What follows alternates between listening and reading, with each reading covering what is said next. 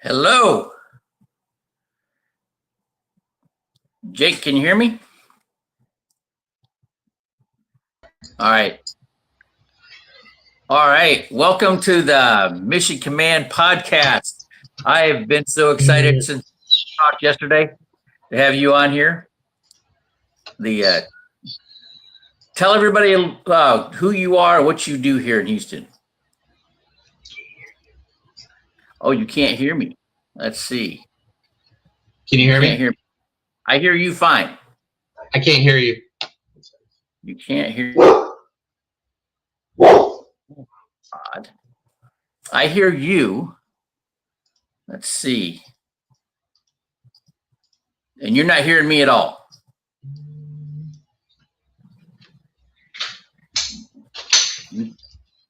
I hear you. Oh, yeah, and you can't hear me. What's going on? I got my... Okay. So my microphone's on. You can't hear me. I got you now. All right. I got you now. It was some setting I had to go tweak. All right. Well, I'm excited to have you on. I've been there since we talked yesterday. I had one of my first podcasts ever was with Stephen Taylor. Nice. How do you know Stephen? Just working with him a couple years, trying to find the right franchise. And are you a veteran? Yes. Okay, excellent. Yeah, so I was at the time. I've been talking to him for a long time. I was recruited to be the director of a voc rehab program for veterans and ex-felons. And my job was, I'm an ex-Navy SEAL. My job was to get them eating right because there's a direct correlation between nutrition and mental health. A lot of these guys have issues with, addictions and, PTSD and all that kind of stuff. Get them exercise and, get them endorphins working with them. And then I help them with their finances. That's what I do, right?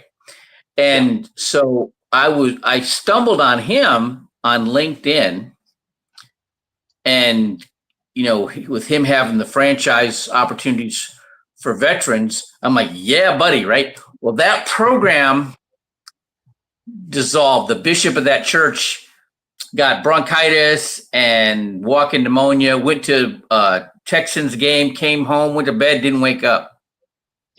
Oh, man. And that kind of ended that whole thing, right? But so I just had to get back to what I do, and that's financial services. But the process, I connected with the Tunnels to Towers people. They're just right down the road, and the other direction is Camp Hope. The guys there with PTSD. Now, the Tunnels to Towers. Have you ever heard of them before? I have not. So it's a transitional housing facility for veterans coming into Houston. Okay. And they help them get, whatever they can, get disability. And then they help them get, placed in jobs, in their own, get them up and functional, right? And the lady there, the lady that places them in jobs, she just like beside herself because they just want to play video games and collect their disability check. That's what they want to do, right? But the guy from Tunnel to Towers, that guy's an ex-Marine Corps drill instructor, and he, they're ready to go. Once they get like cleaned up, from whatever substance abuse they're dealing with, he gets them. He gets them. They're motivated, right? They're really motivated. So that's what I started talking to Stephen about the franchise opportunity, and of course, the one that he touted the most was the Quick Mount Heroes Initiative, and so you have that franchise here in Houston. So just tell us what you do, and so everybody knows. Okay. It's Quick Mount TV. I mean, the name kind of implies exactly what happens, right? Get your TV up on the wall. I get I get asked a lot from people to do furniture, to do mirrors, to put together gates, and do you fix doors? No, we mount TVs on the wall, right? That's what we do. So we do have, we will mess with like sound bars. We will do some wireless security cameras for you if you need to. But really, it's the business is supremely focused on just mounting your TV on whatever medium you need it, inside, outside, wherever it is. It's about All as right. simple So as it can be. I got excited when Steven told me about what you do because I used to work as the estimator for LED City out of Dallas. Okay. And they had the first OEM in China manufacturing LED lights. And so I was their estimator. And there was a Navy SEAL mentor of mine. He was one of my BUDS instructors. He was chief of training at SEAL Team 4 when I was there. He was the guy that got me in doing anti-piracy security back in 2011. And so I called him up and he turned me on to this young guy, an electrician, who was doing what you do, working with a very, wealthy community there in Arkansas. And he was doing what you do, basically setting up these in-home entertainment centers in these wealthy people's homes, right?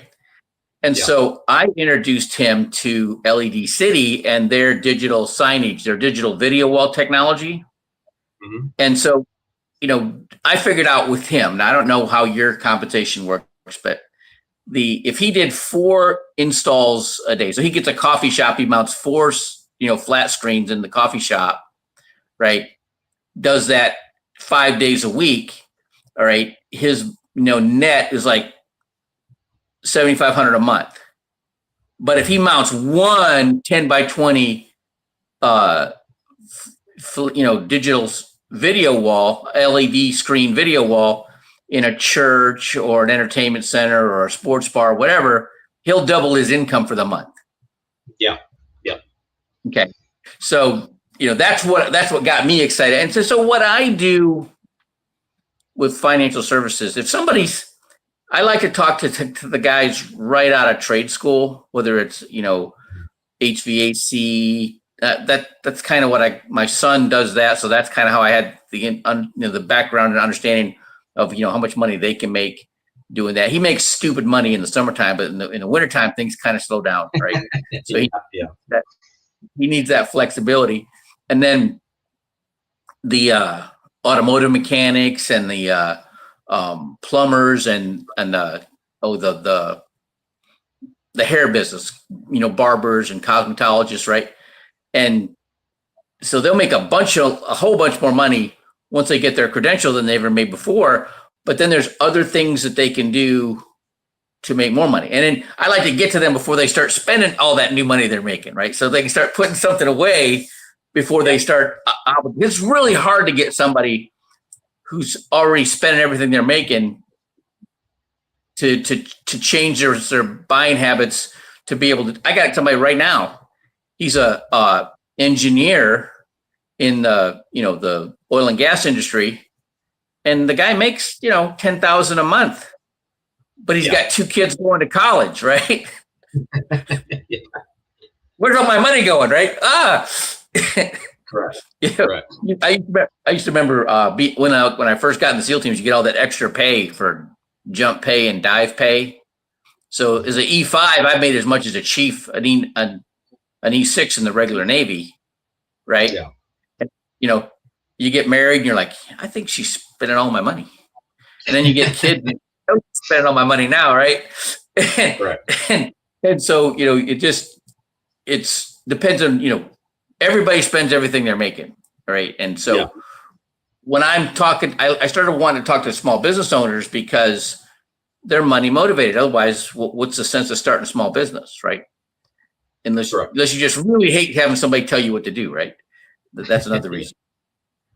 And then, so tell me, how did you come? So what did you do in the military and how did you transition to doing what you're doing right now? Pretty long road. So, I was in the Army. I was a cav officer, trained on tanks, never saw tanks after Fort Knox, right? And then was always a cavalry unit. So deployed a couple times, pretty much right after I I did my Fort Knox training. I met my unit, and they were already in country in Iraq. This was like early '04. So I went over and picked up my first platoon as a platoon leader in Iraq, and then redeployed back with them. I moved up to Fort Lewis, Washington, and we started another unit. Started just out of the blue, right? We started the 5th Striker Brigade, so I was on strikers in the second time.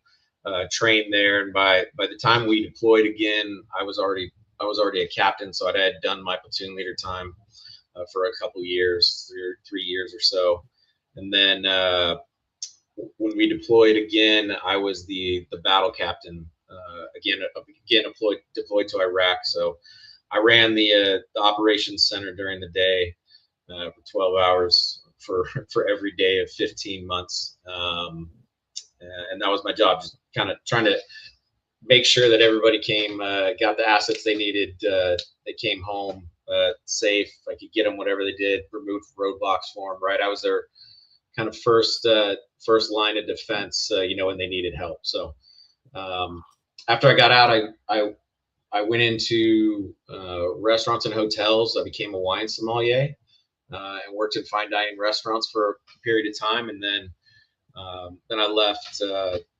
I left California. I moved to California when I got out, and then we were there about 4 years, and then moved over to Houston. I've been here ever since. So since then, I've worked in like 5 different industries, all very disparate, all very different.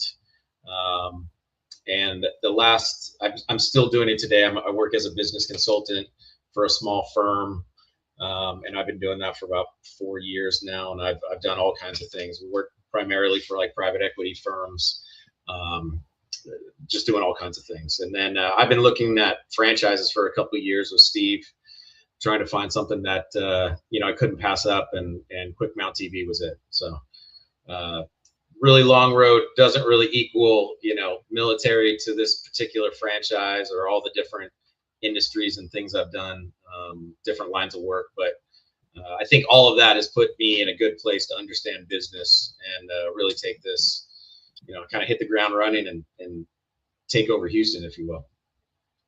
Well, okay, so I'm listening to what you're saying and looking at my background, right? So I was, I was in the SEAL teams, and prior to that, I was electronics technician on flight simulators. I had a little technical comprehension, and then the Navy was disbanding that MOS, so I ended up working. I used to box. I started boxing when I was like, hitting a speed bag when I was 7 years old. Yeah. And when I had a couple fights when I was still living in Michigan, and then I joined the Navy because the Navy recruiter told me I could box in boot camp, and he lied. But I ended up going to become an electronics technician on flight simulators, and the A school was in Millington, Tennessee, just outside of Memphis. And I ended up winning on the base team. I was the only Navy guy. Everybody else was in the Marine Corps, and I was the only guy to win the city Golden Gloves. I was as a novice in 1982, and then I got my orders to Pensacola, and I saw this 12-year-old kid look like a miniature Sugar Ray Leonard. I'm like, whoever taught him how to fight, I want to teach me, and that was Roy Jones Jr. Oh, so nice. Now, when he was 12 and I was 19, we were about the same height, and I was fighting at 125 pounds. He was fighting like 98 pounds. And then, I was, I'm thinking I'm going to get out and turn pro. Right. And nobody was making any money at that time though. And they asked for volunteers to be a lifeguard on the base. I'm like, oh, I'll do that. Right. Well, there was a Navy diver and a Navy SEAL that were putting us through our lifeguard training. I was the only one that was fit enough to keep up with them. In push-ups, pull-ups, flutter kicks, running, and that kind of stuff. And the Navy recruiter tried to recruit me into the diving community. I'm like, divers? They're just underwater mechanics. I don't want to do that. I want to box. I want to go to the Navy box team. He goes, oh, go to the SEAL teams. They'll send you the boxing team. Well, that's the hard way to do it, right? And but but that's what I did. And I didn't make it the first time. I caught pneumonia in Hell Week. I coughing up blood. I went from like 155 pounds down to 128 pounds in a week. My performance dropped off. I got dropped from training, and they sent me back to Pensacola. And my job was teaching boxing and physical fitness to Navy pilots and air crewmen. So I just worked out all the time. And I reapplied for BUD 6 times before they finally let me back in. Then I made it through training. My first deployment was to the Persian Gulf in 1988 when the USS Vincent shot down the Iranian Airbus. And then they called a ceasefire. After that, the acronym SEAL changed to supply, equipment, and labor, man. We had to, we were always the on-call workforce. We painted that barge twice. I mean, it's just, our platoon picture was wearing coveralls and holding mops and brooms and rollers and paint guns, right? That was our platoon picture. And then my next platoon, I was in Panama 6 months before the Panama invasion, got redeployed back to the States, and I was in the Panama invasion. And then I accepted orders back to Panama, PCS, running air operations. So I was a parachute rigger, a free fall jump master, and all that. And that to me was my training to be an entrepreneur. Because my job was maintaining all this equipment, scheduling the aircraft, and then we're a small unit. Navy SEALs are small units. We can't fill a C-130. So we'd open it up to the other different units, and I have to coordinate with special boat unit for the water drop zone support, and so it was the coordination that I learned as that department head really set me up for the understanding of what I needed to do in a business. And I actually started off because I was so broke I couldn't change my mind. And I self-educated in personal finance and debt management, and put some strategies to work for myself to get myself out of debt, like a debt roll-up. And I entered ad in the paper as a debt management consultant. And long story short, it was a group interview, a straight commission gig. I wrote more business for that company my first month with them than anybody else had done for them in a year and a half, and they made me the manager. Every time I showed somebody how to get out of debt, they start looking at buying a house. So I got my real estate license, started doing mortgages and real estate. And, if I had a crystal ball, I couldn't have picked a better time to do that when I did. And I was averaging about $200,000 a year in my own pen for like 5 years in a row, but then it just stopped. And I transitioned to financial services that mid-year. My timing wasn't really good. I ended up got all of my licenses November of 2007, and then right after that, the whole world collapsed. It just, and so, the effect of that financial catastrophe. Then my dad died. Like a week later, my wife divorced me. Told me she wanted a divorce. So, it was like I needed to do something. So I ended up going out to the Indian Ocean and doing anti-piracy security in 2011. And then I hated that job, but it led me to the drone business, which was fascinating. And I became the lead for MTSI. They do all the image processing and data management for the military drones. And that was, I traveled all over the country, finding anybody doing anything with drones, everything from real estate photography to surveying and geospatial stuff. But then 6 months into it, the FAA put a blanket restriction on commercial drone operations, put me out of business. And so that's when I ended up getting into the LED lighting business, right? And working with the LED City. And so that's, when I started learning about, the potential with with people that do what you do. Okay. And so from what you're the franchise owner, so are you doing the work? Are you going in to businesses and mounting the flat screens? Is that what you do? Or are you just the franchise owner? No, I'm doing everything. Yes. Okay. I'm mounting all the TVs. Yes. Okay. How do you get your business? I mean, any way I can right now, right? Primarily all the leads are coming through on like Angie's List or Thumbtack. Obviously word of mouth too. I've already had some like repeat customers, which is great. But basically that's it. So it's really just paying for leads right now is how the business is growing. So, I went from a period where I didn't have an office. So I would go to coffee shops and they all have like at least four flat screens on the wall. They're just flipping their ads, for their coffee or their hats and then, thermals for, whatever, do you do a lot of business with, like, what kind of businesses are you going into and setting them up? I've only done a couple commercial jobs. They've all been offices or warehouse. So not necessarily, I mean, just different kind of business, right? But this has all been mostly residential. Okay. And that's really just because of where the leads are coming from, right? But it doesn't matter. I can do both. And then I'm marketing in like apartments. Anytime I go into apartments, I will leave cards with the manager to put in like the welcome packets for all the new residents. So that should be picking up.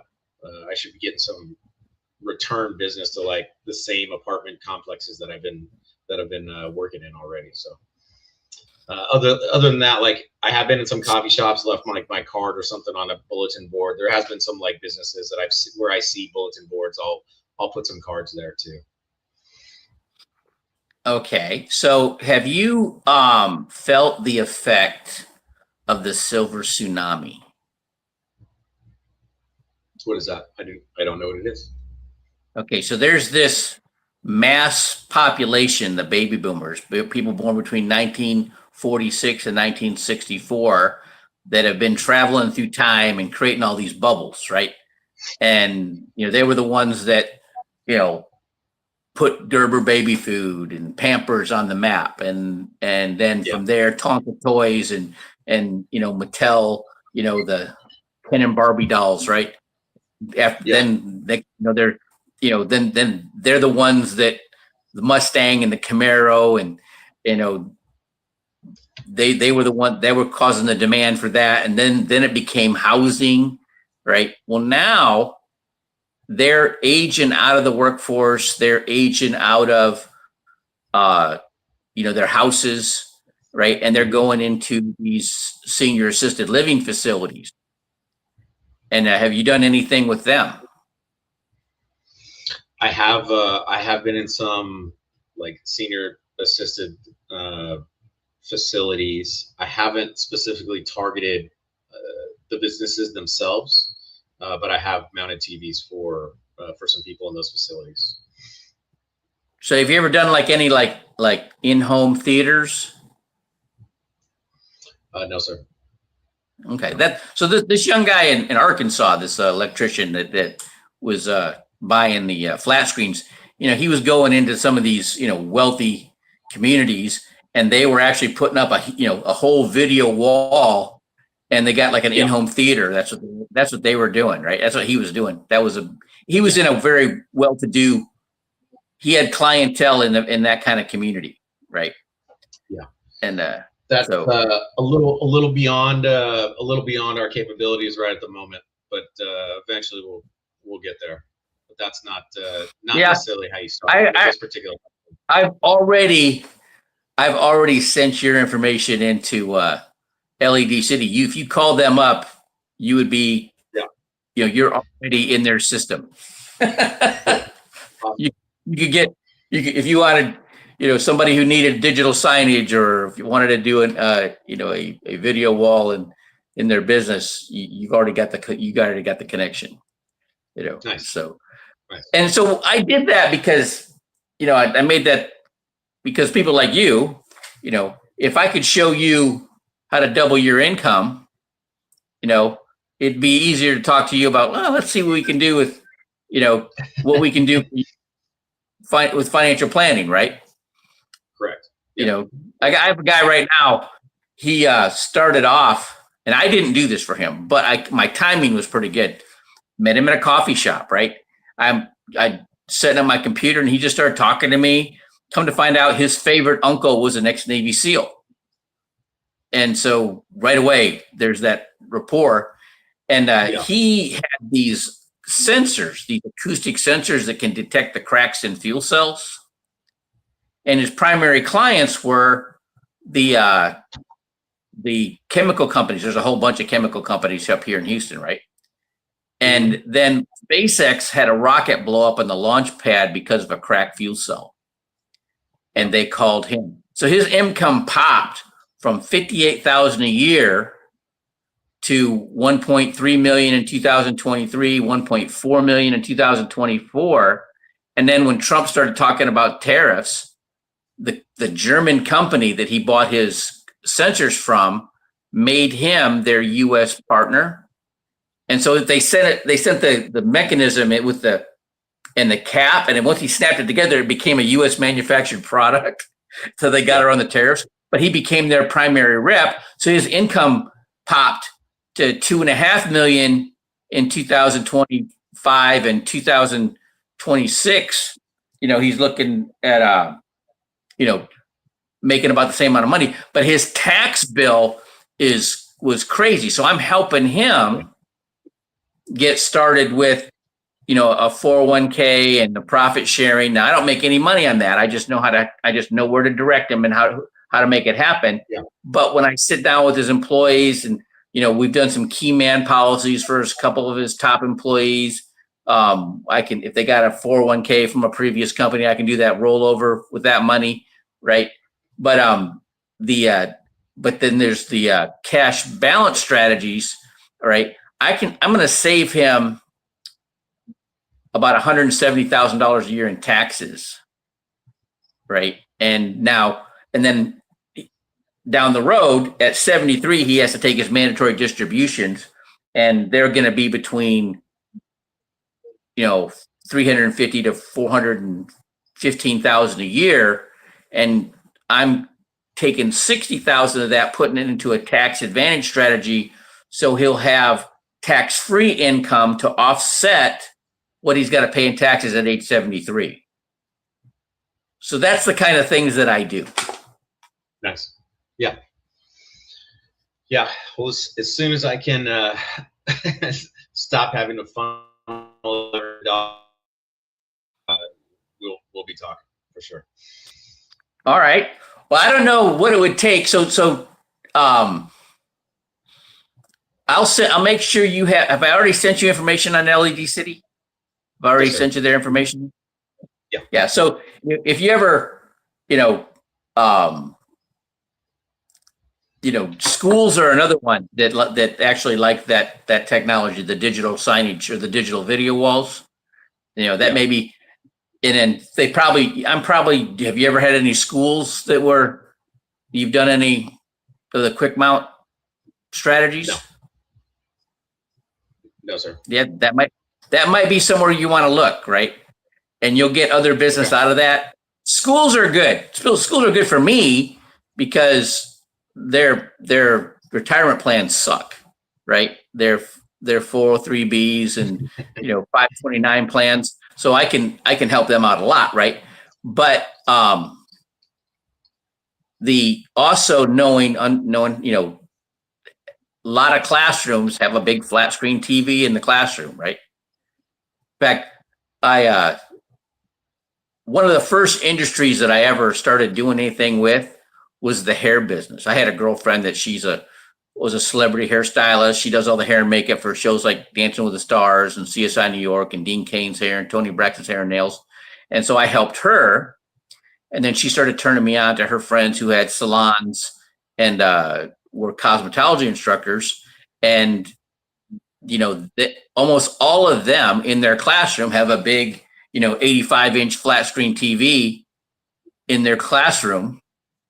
And they're either doing PowerPoint presentations or showing videos or whatever to the students. So that, because you're right here in Houston, dude.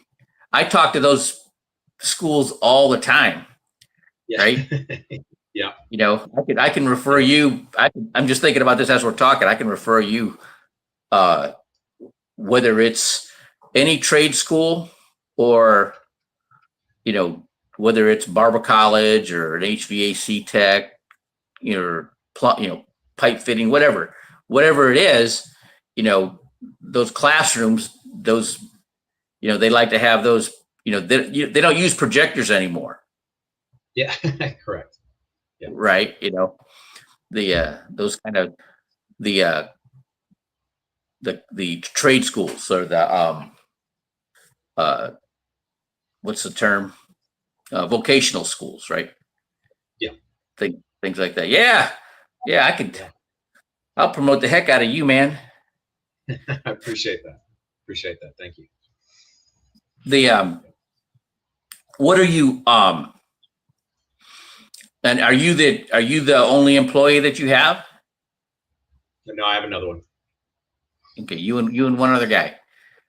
Mm-hmm. And are you working I together? got another guy. I got another guy in training too.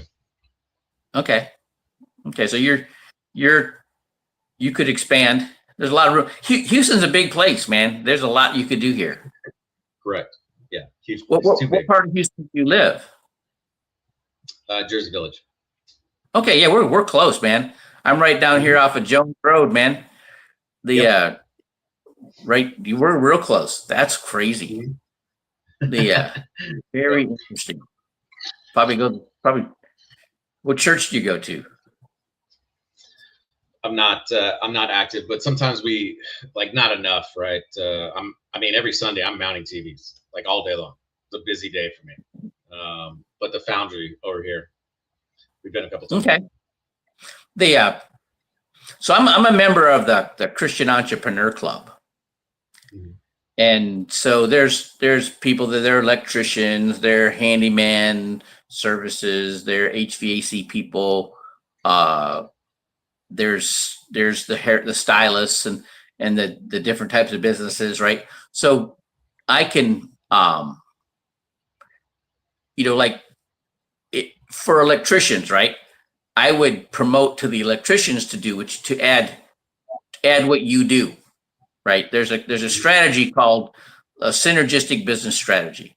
Okay, that's where you use the same knowledge base and you have multiple businesses and you're developing, you're not relearning stuff, right? You have multiple income streams coming in from different businesses. I had a guy I worked for, the guy that when I was in the food safety business, he was a retired Army Ranger colonel, Vietnam vet, had a PhD, owned six businesses that supported the produce industry. So there's more produce warehouses in the Rio Grande Valley of Texas than there is in the whole state of California. And they have to keep up with the 2012 Food Safety Modernization Act. So you got these guys that are hired as basically industrial janitors that have to be technical, understanding how to fight the pathogens and the administrative side of it, right? And it's kind of like, it's like certifications. We don't need no stinking certifications. You're gonna teach me how to clean? I've been cleaning for years, right? I mean, that was what I ran into down there, right? But I got to see how that guy was able to take six different businesses, and I was his rep for all of them in the Rio Grande Valley. Okay. And so I got to see firsthand how that worked. Now you're telling me now you were an officer, so you have a degree, right? Yes. What's your degree? Computer science engineering. Oh, that's interesting. That's what my son's that got a degree in computer science from University of West Florida, cum laude, right? And then all he could get was a data entry position for Navy Federal Credit Union there in Pensacola, right? Because all these people that with that background working for Google and Yahoo, and they laid a bunch of people off, right? Did that affect you? I never did anything with that. I was a little bit different. I went to the military academy, so I went right into the Army. Okay. So one of the things, as you're talking about, just one of the things that they were used that we were seeing when I was working with LED City is they would buy these digital LED video signage, and they would have they would sell ads.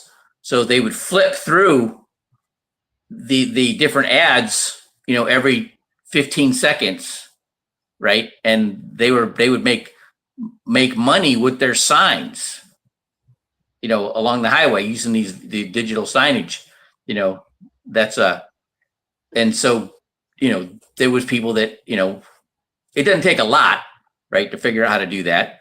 But it's like wireless. You can they just program it on their computer, and it's just flipping through the ads, and they're just selling their signs. Just food for thought. I know that when you like the coffee shops, that's what they're doing. They're just flipping through their different product offerings or a little promotion or videos or something quirky, right? Like the Geico ads, right? Yep. Yep. Like what was the point of that? But it gets the recognition out there. So what on the premise of this podcast was the dealing with the fear, like that paralyzes people, right? The fear of failure, the fear of success, the fear of not knowing what to do. How did you did any of that give us your mental process and how you dealt with all that as an entrepreneur? I had previously started another business, kind of bad timing, 2020, and that business ended up not working out after about a year. So I think for this one, it just was. It was different. I just had there was a lot of support. It's a franchise business versus the other business was not. So there was just a different level of support that already came with this, kind of more back of the house functionality, software. It's already kind of tried and true in other cities, if you will. So there was a lot of things that I could look at and analyze beforehand, before I jumped in. So there wasn't really a fear of failure, maybe because I'd already done it and didn't work out one time. So and knowing that this was going to be set up better, there was no fear of failure. I don't know if I have a fear of success. That's kind of the goal. I wouldn't say it's fear. I would say it's motivation. So I don't know if I'm answering your question, but I don't have fear, Ruben. That just doesn't exist. Well, I like your responses. There's, like I'll hear people that are they're stuck. Yeah. They're stuck, because they don't know what to say or they don't know who to say it to. I learned in what I do that, if I'm not talking to somebody who's got, who's already saving money or has enough discretionary to start saving more money, right? I may as well be talking to the wall. And, I have quite a diverse background. I got one of the first sales jobs I ever had was as a venture capital broker. And so the minimum investment was like $10,000. And I'm making like 200 phone calls a day and getting told no, hung up on a lot and told no a lot. Right. And then I had somebody that got all excited about, they had like $30,000 in CDs that were only getting like 4%. And so they were excited about what I was offering, which is, we were, estimating a 30 to 40% annual average return. And then his wife said I can't. Right. And I'm Yeah. like I'm fresh out of the military, dude. I was not very refined. And the conversation kind of went like, well, what do you mean your wife said you can't? You need to move your zipper around to the front and do this deal. And he didn't like that very much. And but I called him like every day and finally found out it was his wife's money because her mother left it to her in the will. And I'm, oh, now I understand. Okay, yeah, this is venture capital. This is like going to Vegas and shooting craps. It's not for the light of heart. But I tell you, if you know a player, somebody who's really after it, wants to beef up their portfolio, that this might make being the difference whether they're driving a motor home or a motor coach in their retirement. She referred me to her boss, and he did 30,000, and she did 5. I let her in for half a unit, right? And from that point on, I wasn't afraid of a no at all. After that, no problem. Who do you know? And I ended up closing like 60% of my referrals because I asked for exactly the kind of person I'm looking for in my industry, or what I do. My client is between 25 and 45. They're married, they got kids, and they own a house with a mortgage, or they're a small business owner. Yep. And so that's my market. And when I get that person, then the odds of doing business are go way up. What is your ideal client?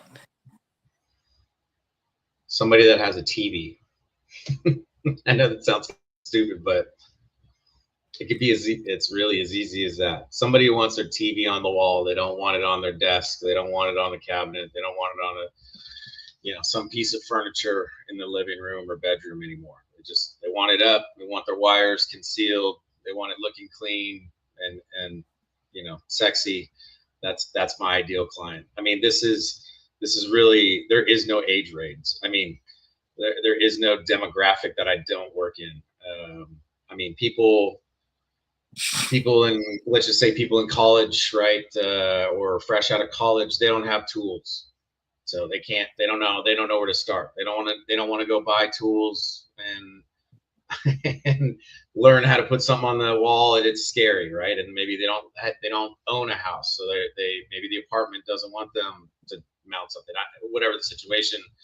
Versus what you talked about with senior living homes, where they're way past their time of being able to lift a TV, or they've given away all their tools. I mean, it is all in between. I've seen everything so far. I mean, and even, people who have the means to do it and the tools, maybe they value their time more and they don't care about a couple $100, right? So this is really everybody. There is no, left and right limit to what to where this business applies. You made me think about when I was living. I used to live in Imperial Beach, California, and around the corner where I lived, there was this one house. They had a flat screen in their garage, and all the neighbors were sitting in chairs on Sunday watching football. Yeah. Yeah. It just there's all kinds of, so you start talking, the coffee shops or the restaurants, they put their menu on the wall, or they got just advertisements flipping on, that's what they're using them for. They're just, they're promoting. Yeah. Usually the builders for, a business, right? Or a restaurant or coffee shop, I guess more retail, right? So usually the builders kind of take care of this need, right? It's incorporated into whatever they do, or they have some kind of relationship with the electrical company that comes in and does everything. They put the TVs up too. So this really, right now, this is really more geared to, and where I'm marketing is geared toward residential. And we're in the works of getting, contracts with like big box stores. Everywhere you would buy a TV, I could, should have a relationship with and be a preferred installer, right? That's an easy. Oh, that makes a lot of sense. That makes a lot of sense, right? That's a much easier win. I mean, I don't know what the numbers are. I mean, I think I've heard them before, but it's astronomical. Like how many TVs Costco sells a day? It's something asinine, right? So I get some contract with a big box store. This is where this really takes off, right? So Interesting. The yeah. yeah, I mean, I'm thinking, you know, I knew the guy that put in the digital video wall for TD Jake's church in Houston. Yeah. Yeah. You know, and there's, you know, every church you go into, they got the big one right behind the pastor, and then they got the two that are up there just, you know, showing him, you know, the but there's, you know, there's all kinds of event centers. They're all over the place, right? There's the reception halls for weddings and places like that. You know, keep that number for LED City. That's gonna that'd be something that be it up. So what the guy did in Arkansas. So he had all these wealthy people that he'd set up their in-home entertainment centers with, and he went back to them and, you know, upsold them to the video walls. That's what he did. I was trying to get him on, and the operations guy for LED City. He's former military. He was in the U.S. Army. He was a linguist. He's got, you know, family was from Pakistan, and he joined the U.S. military as a linguist and or a cryptology, whatever. You know, they did that. Interesting. Your background is what it is. Boy, you could, like, I'm thinking about what I know about marketing or, you know, advertising, putting together the campaigns for the people that had the LED video signs on the. I came from Vegas when I was with the drone business. I was started off in Las Vegas, so when I came to Dallas, and they oh yeah, because there's the laws as far as signage for in Vegas are like way different than they are in Texas. Yeah. Right. You can't have it. You're not seeing all kinds of digital video walls along the highway here in Houston or in Dallas. Like laws, is there even any rules in Vegas for signage? Does it even exist? Yeah, I don't think so. I don't think so. Right. Yeah, I mean they have them on top of their cabs. They got a wall on top of their cab, you know, advertising whatever, you know, for whatever. It's just a way of making more money. It's kind of like, Sorry, go ahead. Well, it's kind of like, you know, when they came out with the satellite dishes, right? They would people that owned commercial buildings would lease space on their building for the cellular repeaters, right? And, you know, that they do the same thing, you know, in Vegas. Like I said, on top of cabs, they got a video sign that's just flipping through ads on top of their cabs, right? I mean, it's just the Wild West in Vegas for whatever marketing you want to do. Yeah. So we're in the same neck of the woods. And are you the only franchise in Houston for the quick mount? Yes. TV? You're the only one. There won't be another one. All right. Yeah. Very interesting. You know, doing well, like I said, when I'm talking with you know, somebody who's in HVAC like my son, right? So he can get certified to do, and he's looking at doing that. Actually, that's what got him into the HVAC. Was he was trying to get certified as a inspector for real estate transactions. And the part that stumped him was the HVAC part. And then he just ended up going to school going to a trade school for HVAC. He was like one of the top sales guys for Tesla in Fashion Valley, San Diego. And when COVID hit, he got laid off. So he took advantage of their voc rehab program and got certified as an HVAC technician. Now he's looking at going back and getting certified as an inspector part-time. He can almost double his income doing that, and it's just same knowledge base he already has, right? Or if I'm talking with somebody who does hair, barber or a cosmetologist, and they get certified as a wig maker, they can significantly they can double their revenue, making wigs, and then they get put out to the health insurance companies to service people with alopecia or gone through chemo and radiation. And so the insurance companies pay for those prosthetic wigs, right? So they do the marketing for them, okay? Do you have, do you use a certain brand of TV? No, sir, I won't, I'm not supplying the TV, so the customer needs to have the TV. I will supply mounts and other ancillary equipment, right, if you need it. And there's a couple that I prefer over others. But generally speaking, most of the customers have everything. Okay.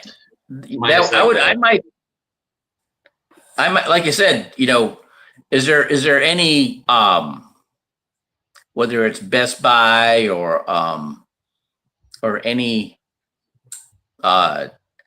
outlets that you seem to be mounting the most?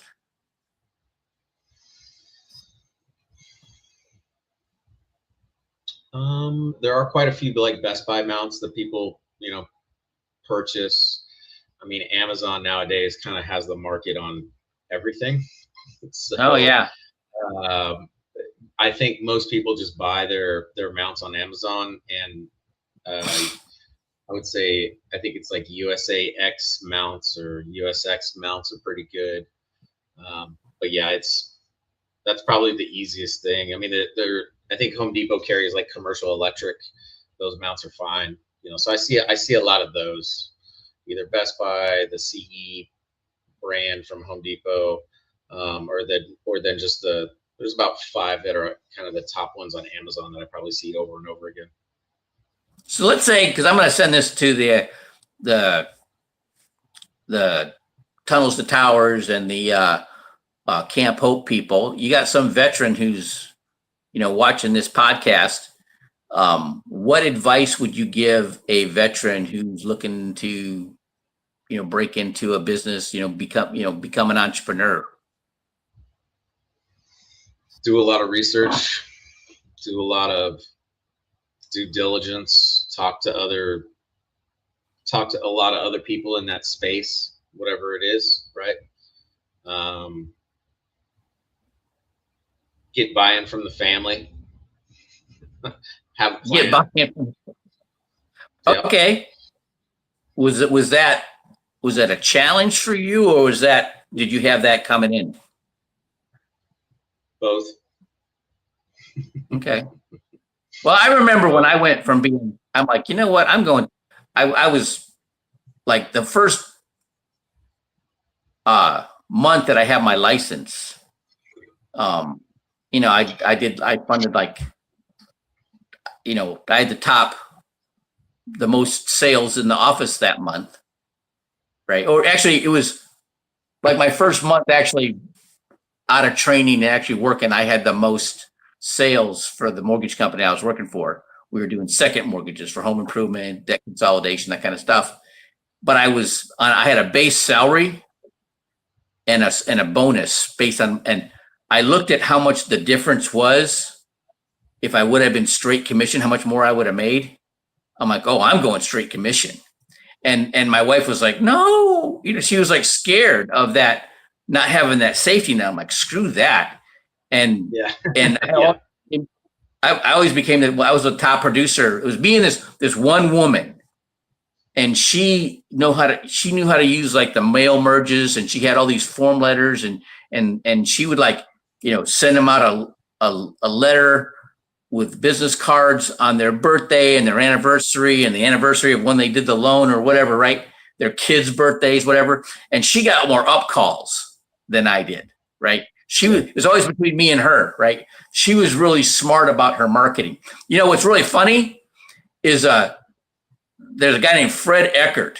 He's a title company rep in San Diego. I'm thinking, I wonder if they're related, right? That dude, he's a title rep, right?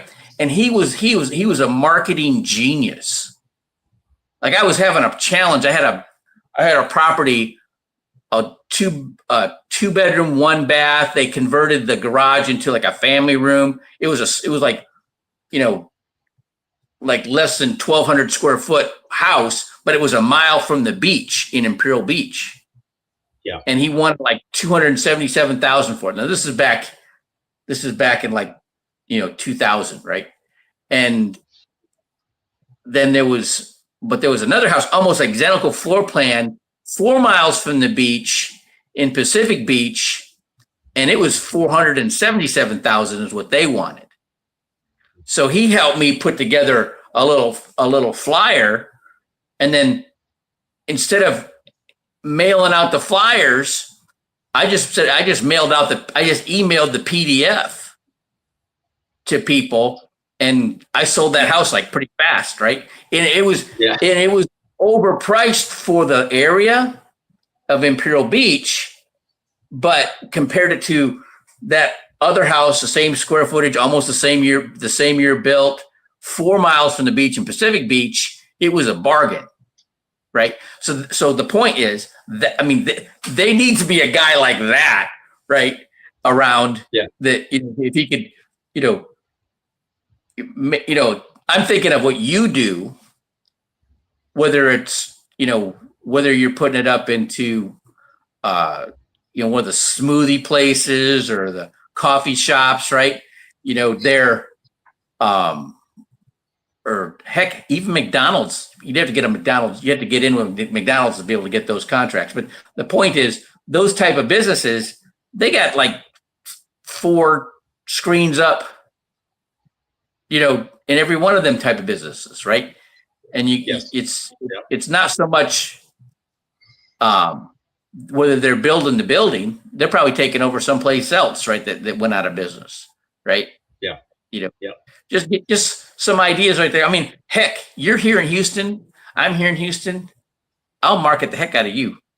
Is there any stories you have where what you've done has increased business for any businesses that you've done, you've serviced?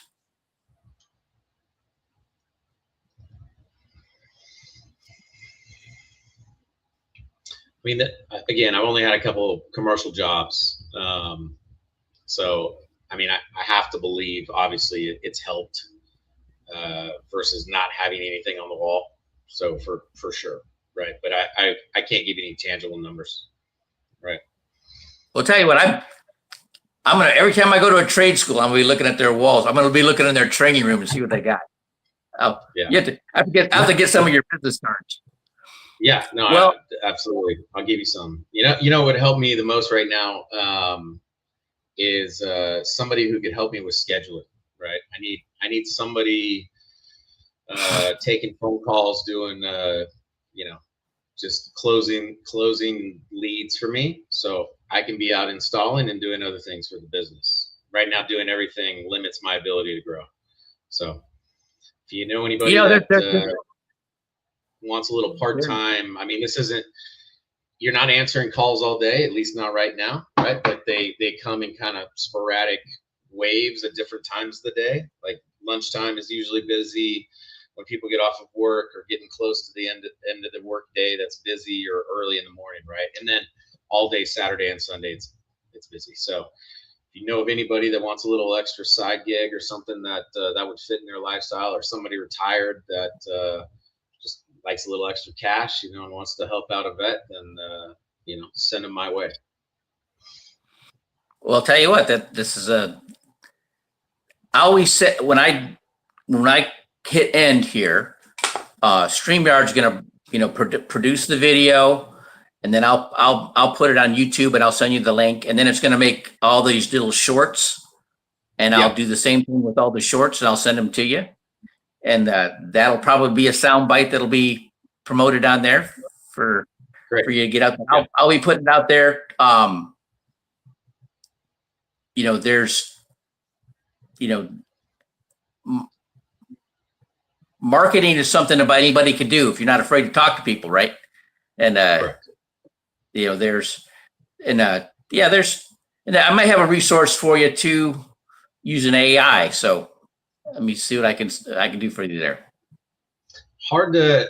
I mean, I'm leveraging a little bit of AI right now, but AI doesn't close deals on the phone. You have to talk to somebody. But yep, but open to whatever you got for sure. Much appreciated. All right. Well, I'm really glad you came on. I was so excited. I hardly slept last night. I was so excited to have you on today. And then the fact that we're both right here in Georgesville. We'll have to have lunch sometime. Come meet me at the clubhouse. I'm around. What clubhouse? JV, Jersey Village. Yeah. Jersey Village Clubhouse. All right. Well, thank you for coming on, man. You made my day. All right. And hope this is we'll see if this bears any fruit for either one of us. I appreciate that. Thank you very much. Much appreciated. All right. Have a great day. All right. Thanks, Ruben.